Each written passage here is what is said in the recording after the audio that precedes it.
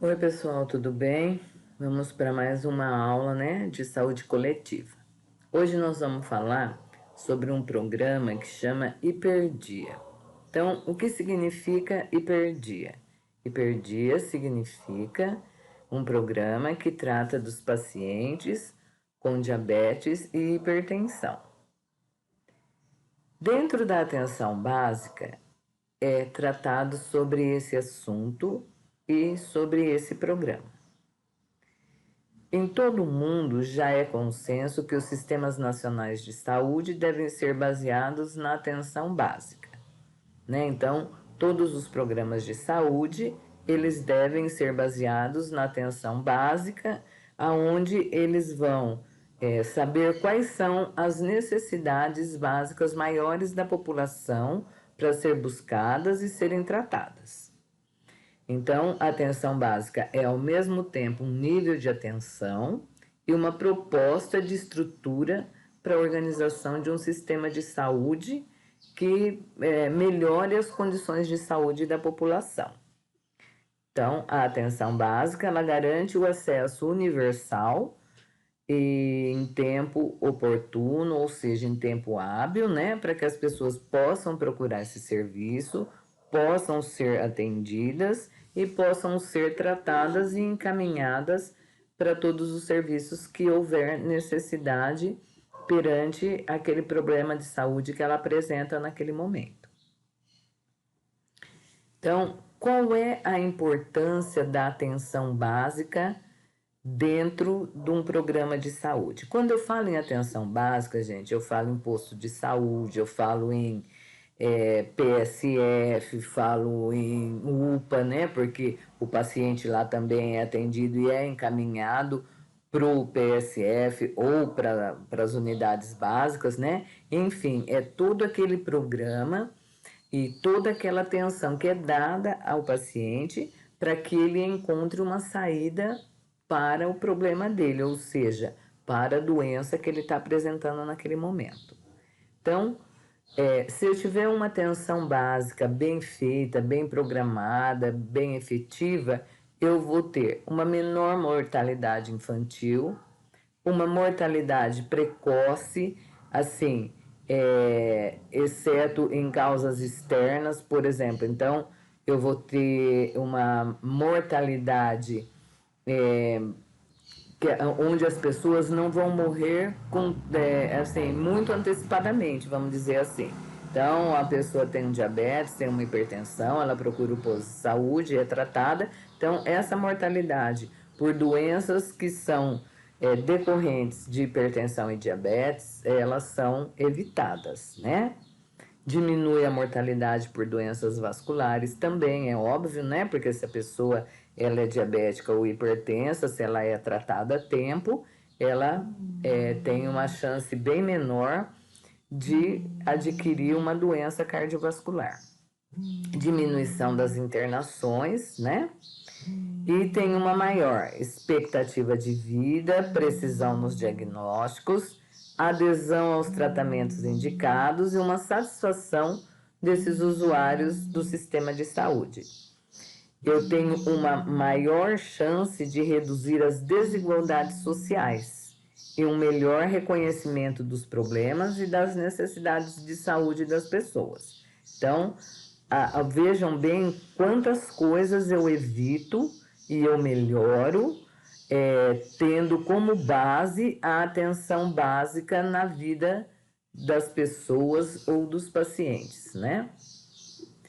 Então, a atenção básica ela é um conjunto de ações individuais, familiares e coletivas, que envolvem promoção, prevenção, proteção, diagnóstico, tratamento, reabilitação, redução de danos, cuidados paliativos, vigilância em saúde, que é desenvolvida por meio de práticas de cuidado integrado e de uma gestão qualificada, realizada com uma equipe multiprofissional e dirigida à população em território definido sobre as quais as equipes assumem responsabilidade sanitária. Então, vamos resumir essa definição de atenção básica.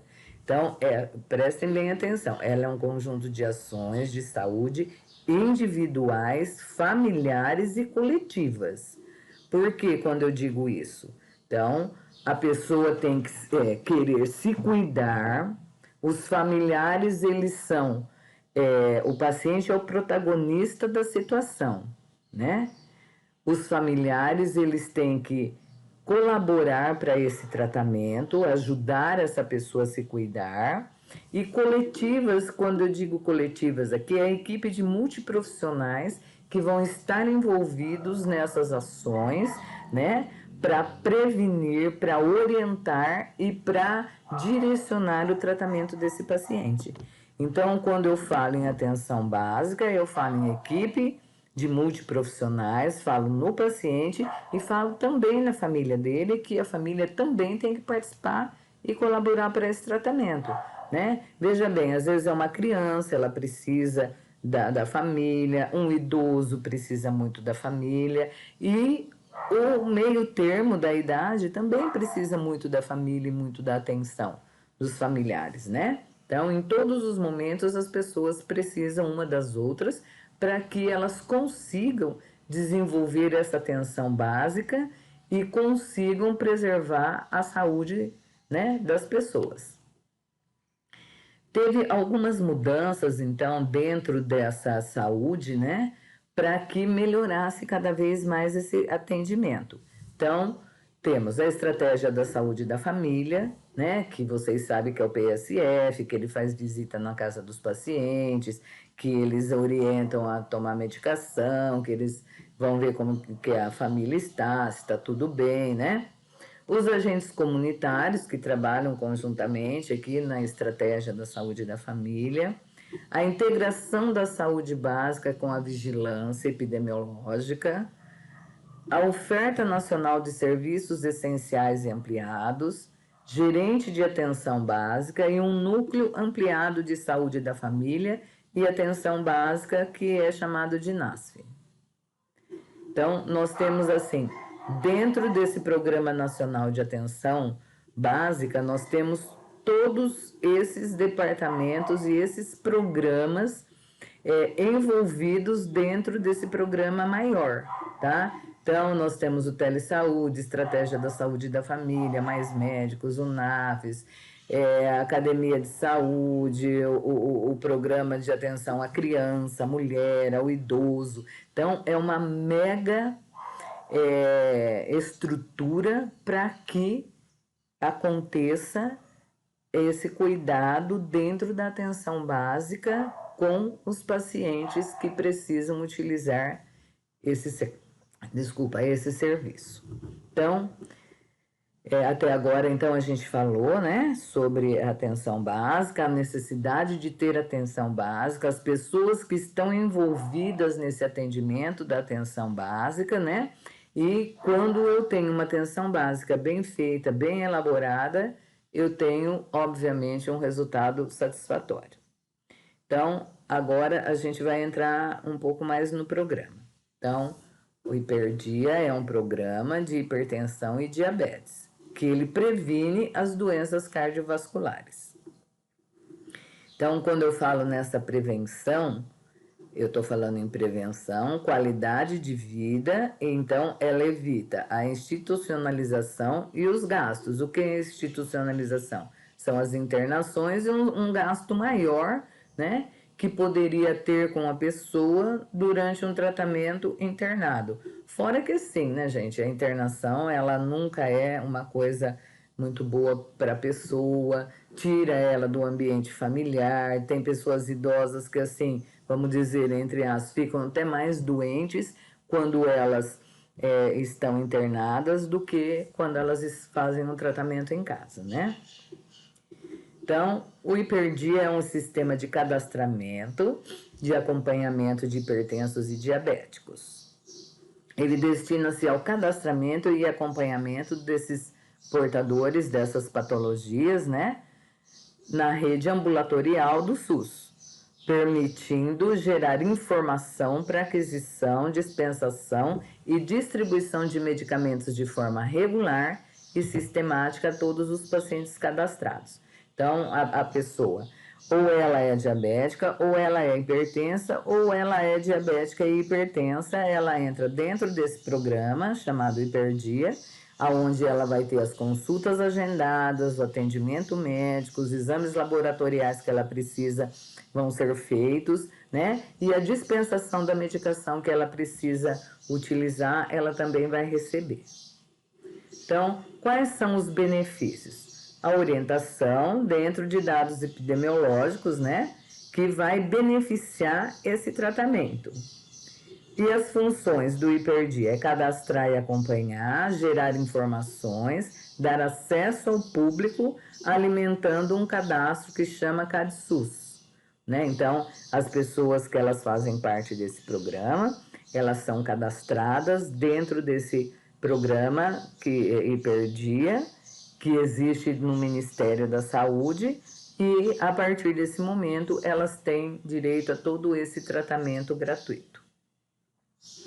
Então, relembrando que a hipertensão, né, que a gente já falou um pouco lá atrás, quando nós falamos sobre os sinais vitais. Então, a hipertensão arterial sistêmica, ela é uma condição clínica multifatorial. Então, é uma condição, quando eu falo multifatorial, então são vários fatores que envolvem para desenvolver uma hipertensão arterial, caracterizada por níveis elevados e sustentados de pressão.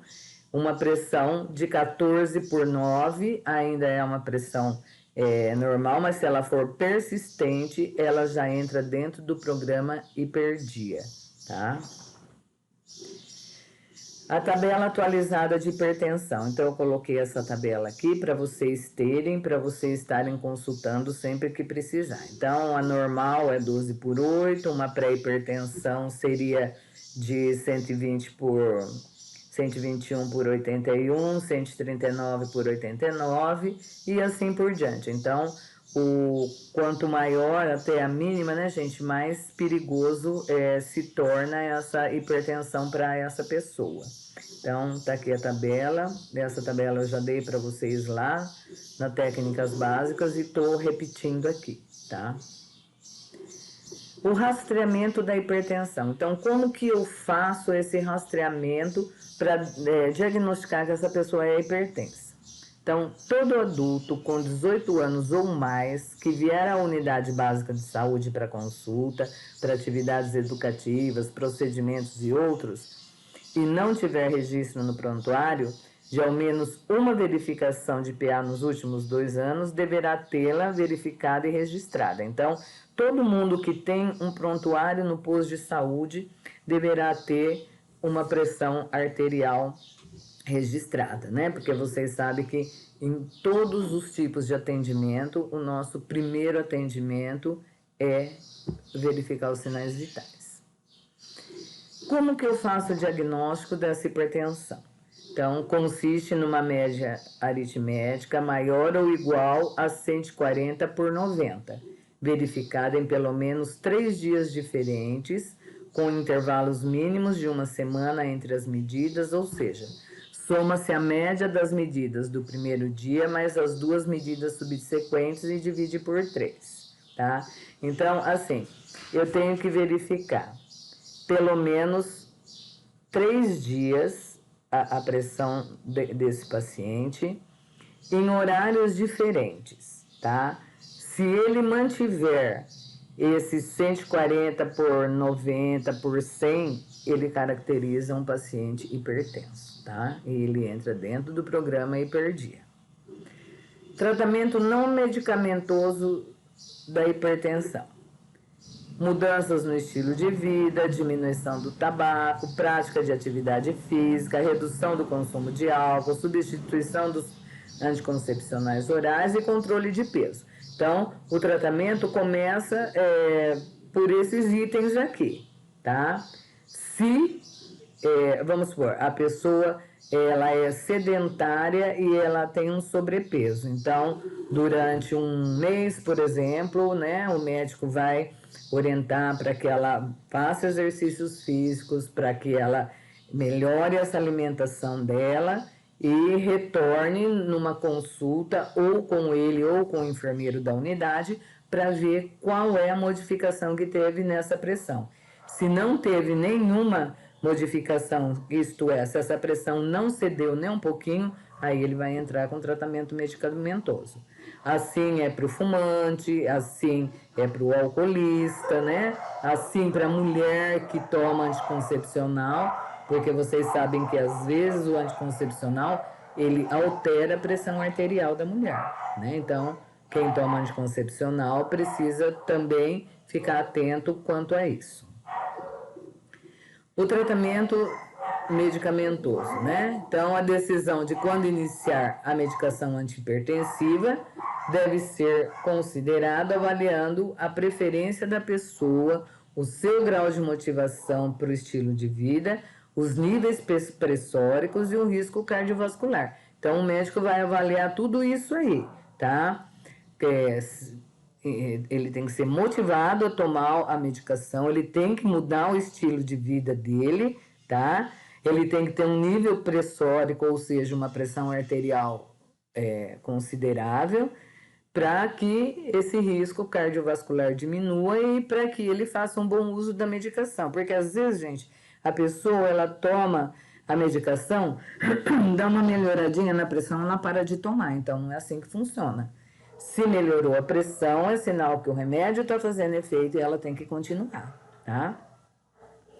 O tratamento medicamentoso utiliza diversas classes de fármacos selecionados de acordo, de acordo com a avaliação da presença de comorbidades e a lesão em órgãos-alvo. Quando eu falo em comorbidade, eu estou falando em outras patologias associadas a essa pressão arterial, tá? A pessoa ela pode ser hipertensa e ela pode ser diabética. Então, ela primeiro diagnosticou a hipertensão. Aí ela se tornou diabética. Então, quando ela se torna diabética, ela já tem uma comorbidade, ela já tem uma outra doença que é a hipertensão, tá? Aí eu tenho diabetes, né? O termo diabetes, mellitus ou mellitus, refere-se a um transtorno metabólico de etiologias heterogêneas, caracterizada por uma hiperglicemia, quer dizer, um aumento da glicose no sangue, e distúrbios no metabolismo de carboidratos, proteínas e gorduras, resultantes de defeito da secreção ou da ação da insulina. Então, o diabetes também, ele surge por diversas causas, né? E ele também agrava, por quê? Porque o organismo não consegue metabolizar de acordo os carboidratos que a pessoa ingere. Então, quem é diabético tem que ter uma dieta não só de não comer doce, mas inclusive de carboidratos, porque vocês sabem que o carboidrato, ele acaba, em excesso, ele acaba se tornando uma glicose no sangue, né?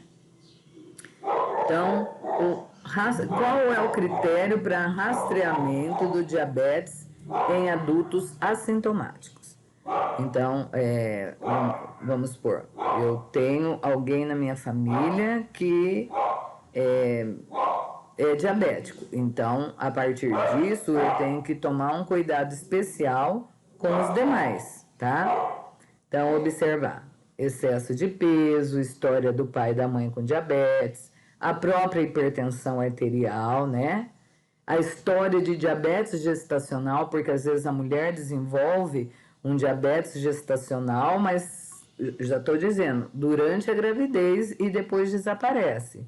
Só que daí já é um alerta para ficar controlando essa mulher, porque pode ser que lá no futuro ela desenvolva um diabetes, tá? Obesidade severa, síndrome de ovários policísticos, história de doença cardiovascular, inatividade física, tá? E acima dos 45 anos, um risco cardiovascular moderado, também eu tenho que ficar atenta. O rastreamento do diabetes. Então, as pessoas com fatores de risco deverão ser encaminhadas para uma consulta de rastreamento e solicitação do exame de glicemia. Casos de tolerância diminuída à glicose, glicemia de jejum alterada ou diabetes gestacional prévio podem ser testados, mas frequentemente, por exemplo, anualmente. Então, as pessoas com fatores de risco para o diabetes, eles têm que sempre ser encaminhados para consulta, para fazer uma solicitação do exame de glicemia, foi fazer exame. Casos de tolerância diminuída à glicose, glicemia de jejum alterada ou diabetes gestacional, também tem que tomar bastante cuidado. A consulta de rastreamento para a população-alvo, definida pelo serviço de saúde, seja realizado pelo enfermeiro da UBS. Então, às vezes, gente, você vai lá no posto de saúde e naquele dia, naquele momento, naquela semana, não tem uma consulta médica. Então, você pode pedir para falar com o enfermeiro da unidade e explicar para ele que você não anda se sentindo bem, que você tem na sua família casos de diabetes e que às vezes a gente está com um pouquinho de sobrepeso, etc. Então, conversa com esse enfermeiro, ele vai fazer um HGT em você, né? Que é aquele exame da pontinha de dedo que a gente viu aqui atrás, ó, tá? E já vai começar as orientações com você até que você consiga o tratamento ou a primeira consulta, tá? Então, quais os objetivos desse tratamento? Então, a princípio é fazer o exame físico, o IMC, exames laboratoriais, a identificação dos fatores de risco, a verificação de pressão, colhimento dos dados antropométricos. O que é isso? É o peso e a altura, tá? E a avaliação das suas condições de saúde. Então, tudo isso, às vezes, o próprio enfermeiro da unidade, ele consegue já estar fazendo antes de encaminhar você para uma consulta médica, tá? Então, vai fazendo tudo isso e depois ele encaminha você para uma consulta. Foi fazer exames. Classificação do diabetes mellitus. Então, nós temos o diabetes tipo 1, que ele é abrupto, né? Acomete principalmente crianças e adolescentes sem excesso de peso e tem uma glicemia acentuada, evolui para cetoacidose. Eu vou explicar mais para frente o que é cetoacidose, tá? Então, ele indica o processo de destruição da célula beta que leva ao estágio de deficiência absoluta de insulina, tá? Então, o diabetes tipo 1 é aquele diabetes que, assim, a destruição das células, ela é total. Então, ele não produz de jeito nenhum a insulina. E, normalmente, ele é um diabetes juvenil, que a gente diz, né? Então, acomete crianças e o adolescente. Então, esse é o diabetes tipo 1. Quando eu falo em IMC, lembra que eu falei em IMC aqui anteriormente? Então, é o índice de massa corporal. Ela é medida, bastante difundida, com suas faixas de baixo peso, peso normal, sobrepeso e obesidade. Então, o que significa, então, o IMC? É o índice de massa corporal. É aquele índice que a gente tem no corpo e que a partir dele a gente vai saber se a gente está com peso normal, um sobrepeso, uma obesidade mórbida e outros. Como que eu calculo o IMC? Então, é o meu peso sobre a minha altura ao quadrado. Então, eu vou dividir o meu peso pela minha altura ao quadrado e eu vou obter um número, certo? Esse número entra aqui nessa tabela, certo? Aí eu vou saber se eu tenho um peso normal, se eu tenho um sobrepeso, uma obesidade grave, certo? Então, eu faço meu cálculo, obtenho meu peso e daí eu tenho uma tabela onde entra essas medidas, tá? De acordo com o peso, eu tenho o grau do meu IMC. Até 24,9 é normal, até 29,9 eu já estou no sobrepeso, Aí eu entro na obesidade e obesidade grave. Outro diabetes seria o diabetes tipo 2. Esse diabetes costuma ter um início insidioso e sintomas mais brandos. Aí, o diabetes tipo 2, gente, eu quero que vocês, assim, consigam definir bem o que é diabetes tipo 1 e diabetes tipo 2. Então, o diabetes tipo 1 é característico de crianças e adolescentes, tá? Vamos dizer. E o diabetes tipo 2, ele é adquirido, tá? Então, ele manifesta-se, em geral, nos adultos com longa história de excesso de peso e com história familiar já de diabetes também, tá? Há uma deficiência relativa da insulina e há um estágio de resistência à ação da insulina associado a um defeito na sua secreção. Então, no diabetes tipo 2, a pessoa ela tem uma deficiência na produção de insulina. E às vezes o próprio organismo tem uma resistência à ação dessa insulina, mas ele tem a insulina. Ele ainda produz a insulina. No diabetes tipo 1, a insulina ela para de ser produzida, vamos dizer assim, bem rusticamente para vocês entenderem, tá? Então, o diabetes tipo 2 é um diabetes que ele é mais que adquirido, tá? Durante a vida. Mas também eu tenho que pensar lá na genética. Se eu tenho pessoas diabéticas na minha família, eu tenho que estar sempre atento à minha glicemia, ao meu peso e à minha forma de vida. Eu tenho que sempre estar atento a tudo isso, né? Porque não, eu vou desenvolver mesmo. Não, não é assim que pensa. Eu tenho grandes chances de desenvolver, mas tenho também grandes chances de não desenvolver.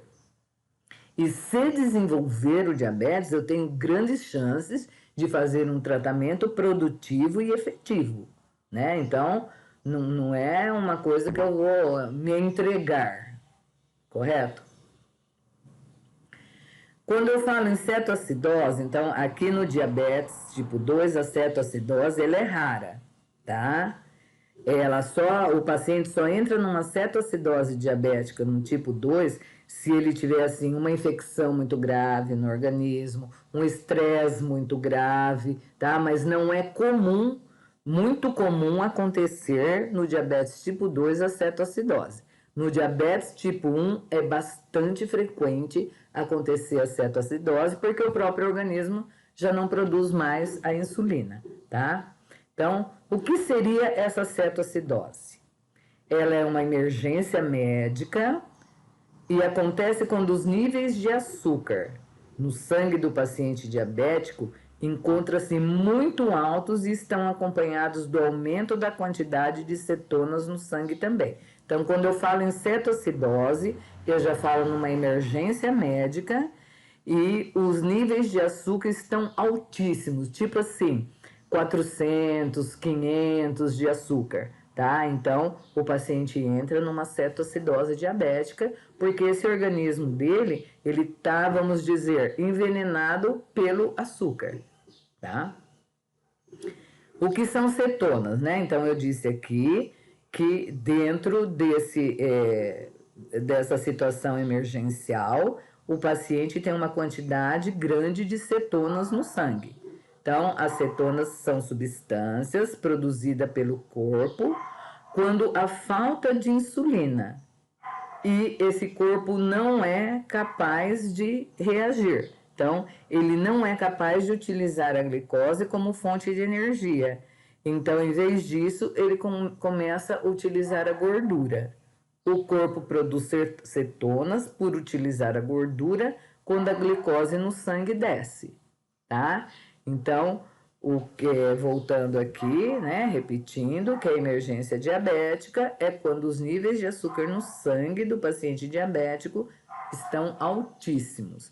Aí ele libera essas cetonas que ao invés de ele usar a glicose, ele está usando as gorduras, tá? E aí forma os corpos cetônicos que chama. A pessoa chega até aquele hálito estranho, né? Um hálito que parece um cheiro de maçã podre, de cana-de-açúcar, sabe? De tanta glicose que ele tem nesse organismo. Mas vocês vão ver também essas emergências metabólicas quando a gente der a patologia, a disciplina de urgência e emergência também, tá? Então, só para lembrar, né, que quando eu falo, o paciente está em cetoacidose, então ele tem uma quantidade muito alta de glicose no sangue. Tenho ainda o diabetes gestacional, que é um diabetes que também é um estado de hiperglicemia, né? Menos severo que o diabetes tipo 1 e 2 e é detectado pela primeira vez na gravidez. Ele se resolve normalmente no pós-parto e pode frequentemente retornar anos depois. Essa detecção é feita na primeira consulta do pré-natal, tá? Quais são os diagnósticos os sinais e sintomas que eu observo no paciente quando ele desenvolve um diabetes? Então, sinais e sintomas clássicos. Poliúria, né? Começa a urinar bastante. Polidipsia, tem muita sede. Perda inexplicada de peso. Ou, às vezes, ele pode até ganhar mais peso, né? Depende. A polifagia, então ele tem muita fome. Sintomas menos específicos: fadiga, fraqueza, letargia, visão turva, prurido vulvar ou cutâneo, balono postite. Complicações crônicas, doenças intercorrentes, proteinúria, neuropatia diabética, né, câimbras, parestesias, retinopatia diabética, catarata, doenças ateroscleróticas, né, tipo infarto, AVC, infecções de repetição. Então, essa tabela, gente, ela é bem clássica de que o que eu tenho que observar na pessoa diabética, ou são esses primeiros sinais e sintomas aqui, ó, que são bem característicos para eu estar sabendo e percebendo que a pessoa está desenvolvendo um diabetes. O diagnóstico, ele existe 4 tipos de exame, né?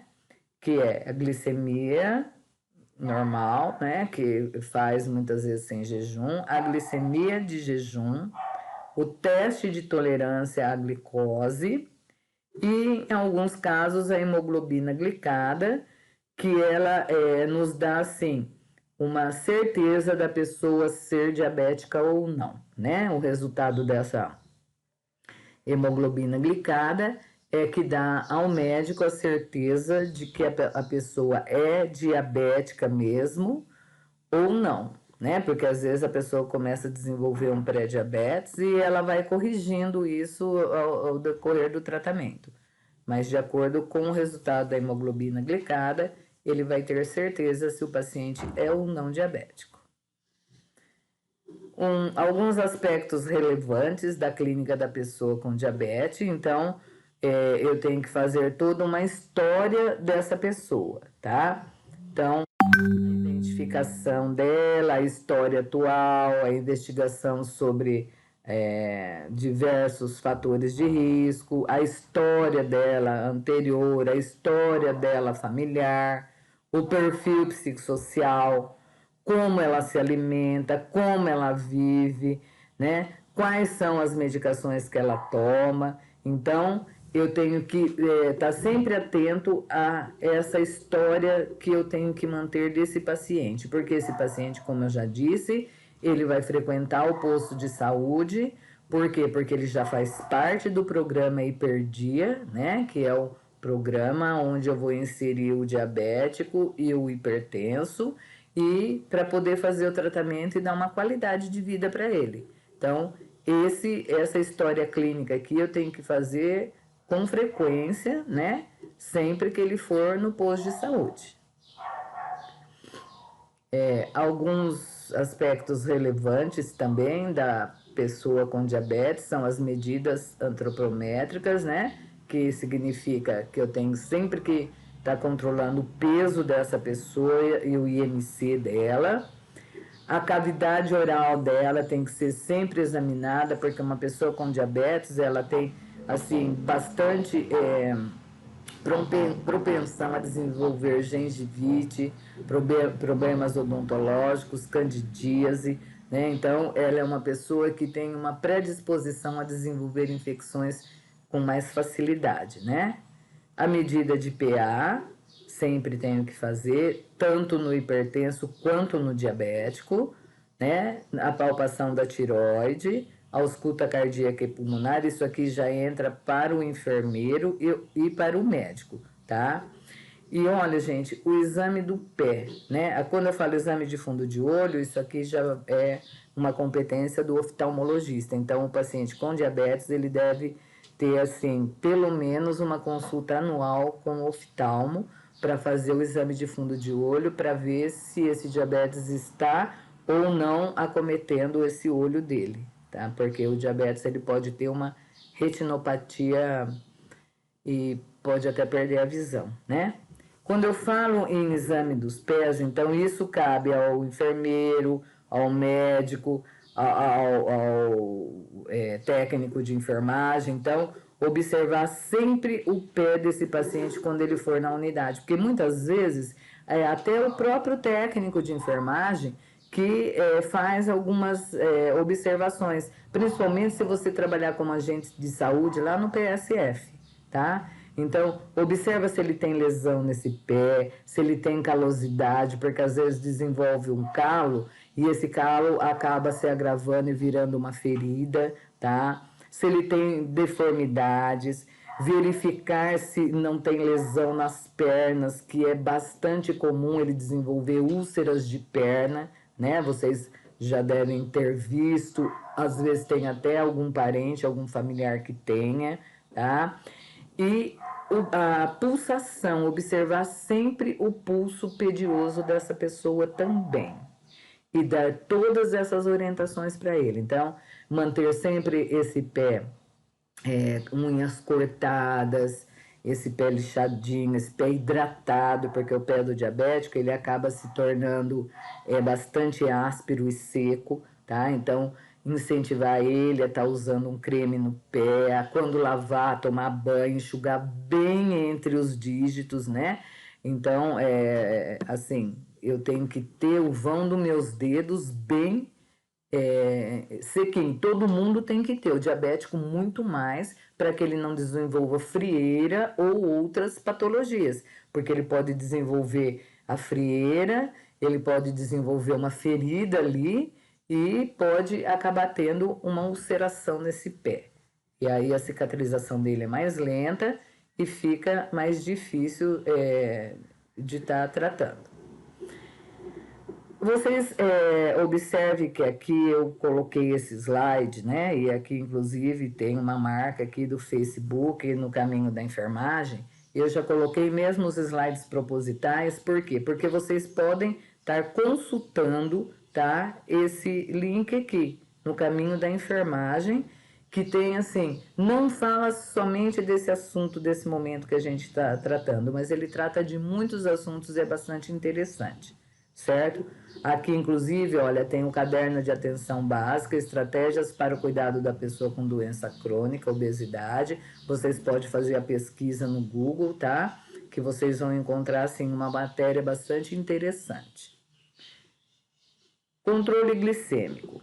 Ele pode ser monitorado por glicemias de jejum, pré-prandial, pós-prandial e a hemoglobina glicada. Então, o que é uma glicemia pré-prandial? É antes da refeição. E pós-prandial? Após a refeição. Então, eu posso fazer uma glicemia de jejum, tá? Depois de um tempo, até como alguma coisa, mas antes da refeição principal eu faço outra glicemia. A refeição principal seria almoço e jantar, tá? E a pós-prandial é depois da refeição principal, depois do almoço, por exemplo. Então, muitas vezes o médico pede glicemia de jejum, glicemia pós-prandial e a hemoglobina glicada para esse paciente diabético pelo menos a cada 90 dias, tá? Então, são exames que é de rotina do diabético fazer. glicemia de jejum, pós-prandial e hemoglobina glicada, pelo menos a cada 90 dias. Né? Então, quando eu falo em pós-prandial, por exemplo, é 2 horas após a refeição. Então, eu almoço meio-dia, aí às 2 horas eu volto no laboratório para colher o sangue para fazer essa glicemia pós-prandial. O controle e orientar o ajuste de dose da medicação empregada, uma vez que apontam os momentos no decorrer do dia em que ocorre falta ou excesso de ação. Então, é para que haja uma correção na medicação do paciente. Aqui eu estou repetindo de novo, né? O tratamento não medicamentoso da diabetes e o tratamento do diabetes medicamentoso. No diabetes tipo 1, além da terapia não farmacológica, existe também a administração de insulina, que deve ser prescrita de acordo com o esquema. Ai, desculpa, gente. De acordo com o esquema. E essas doses, elas são ajustadas de acordo com a glicemia capilar realizada ao menos 3 vezes ao dia. Existe um tratamento, gente, que é bastante moderno, porém bastante caro também, né? Que são as bombinhas de insulina. Então, a pessoa ela tem acoplada no organismo dela um dispositivo e que, conforme a necessidade, essa bombinha vai disparando a insulina no organismo da pessoa para estar diminuindo essa glicose.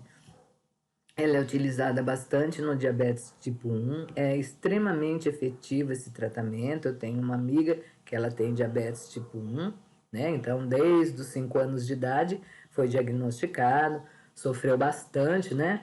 Com tudo isso, porque não é fácil uma criança diabética. E com o passar dos anos, quando surgiu essa bombinha, já muitos anos atrás também, ela colocou, né, que ela é colocada num subcutâneo, e hoje ela é extremamente controlada através dessa bombinha, né? É um tratamento bastante confortável para a pessoa, porque de acordo com a glicose que ela apresenta, essa bombinha dispara a insulina no organismo dela, tá? E o diabetes tipo 2, que exige um tratamento não farmacológico, em geral complementado com antidiabético oral e eventualmente 1 ou 2 doses de insulina basal, conforme a evolução da doença. Então, no diabetes tipo 2, o tratamento farmacológico hoje, ele também é muito efetivo. Por quê? Porque foram criadas cada vez mais medicações antidiabéticas mais modernas, mais efetivas, né? Então, hoje não tem só o glifage, tem o glifage R, tem Jardiance, tem uma gama muito grande de medicações antidiabéticas. Então, até o diabético tipo 2 chegar a tomar insulina, às vezes ele decorre a vida toda e ele nem tem necessidade da insulina injetável. Porque se ele fizer o tratamento adequado com a medicação, exercício físico, alimentação adequada e juntamente, né, um conjunto todo com a medicação, ele passa uma vida inteira fazendo o tratamento sem necessidade de ter aplicação da insulina. Mas o tratamento do diabetes tipo 2, tanto 1 como 2, é óbvio, né, é um conjunto de atividades, é um conjunto de coisas, né, que produzem um resultado final adequado. Então, a medicação, a mudança de vida, de alimentação e tudo mais, que acoplados, eles produzem um bom resultado no tratamento de diabetes. Então, nós temos aqui as biguanidas, derivados da ureia, sulfonamidas. Então, tem uma gama de medicações. Aqui tem só a metformina, a glibendamina e a glidazida que eu coloquei, tá? Nesses slides aqui do caminho da enfermagem, mas vocês podem pesquisar também quais são os antidiabéticos orais que existem, né, para o tratamento do diabetes. Porque, como eu digo e torno a repetir, hoje tem assim uma gama muito grande de medicações antidiabéticas orais e que produzem um efeito bastante satisfatório no paciente. E relembrando só aqui o diabetes gestacional, né? Que ele trata-se de qualquer intolerância à glicose e ele é corrigido, né? Logo o próprio organismo corrige. A minha nora, quando teve a minha netinha, ela teve um diabetes gestacional. A gente ficou bastante preocupado, mas assim não foi assim muito grave nem muito acentuado, mas teve uma glicemia bem alteradinha. Mas assim que nasceu, ela voltou ao normal e ficou tudo bem. Só que hoje ela faz o controle anual dessa glicemia, né? Anual, às vezes o médico pede a cada 6 meses, então tem que continuar fazendo, né, gente? Porque pode ser que lá na frente ela acabe desenvolvendo um diabetes, né? Então, quais são as causas do diabetes gestacional? Defeito entre a produção de insulina e a captação de glicose, um desequilíbrio de hormônios e uma predisposição genética. Então, tanto uma produção inadequada de insulina quanto a predisposição genética já é uma coisa que existe na pessoa e que ela pode desenvolver. Lembrando que, olha, veja bem, um desequilíbrio de hormônio também pode colaborar nesse desenvolvimento desse diabetes gestacional. Então, quando a mulher fica grávida, né, ela tem assim no organismo dela um transtorno hormonal muito grande, porque ela está gerando uma nova vida, e esse transtorno hormonal que ela tem pode colaborar no desenvolvimento desse diabetes gestacional. Quando nasce o bebê, que esses hormônios se estabilizam novamente, ela volta a ter uma glicemia normal. Mas aí tem que pensar, né, nesse defeito que ela possa ter de insulina e nessa predisposição genética, por isso que tem que dar continuidade a esse controle dessa glicemia pós-gestacional. Então, esse slide eu coloquei só para a gente estar relembrando que é assim, né? Novamente, a atenção básica, ela é uma atenção que ela é dada ao paciente que apresenta algum agravo à saúde dele. Então, é uma gama de instrumentos, né? Que vão apoiar e dar o tratamento adequado a essa pessoa para que ela tenha uma sobrevida cada vez melhor, tá? Agregado a quê? Lembra? Ela é o protagonista da situação, né? Então, ela é a pessoa principal da situação.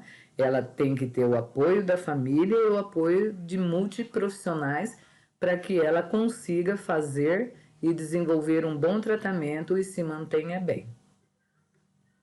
Eu espero que vocês tenham gostado e aproveitado bastante a aula. E eu vou passar uma atividade também, vocês vão encontrar na plataforma. E até a próxima aula. Desejo uma boa semana para vocês.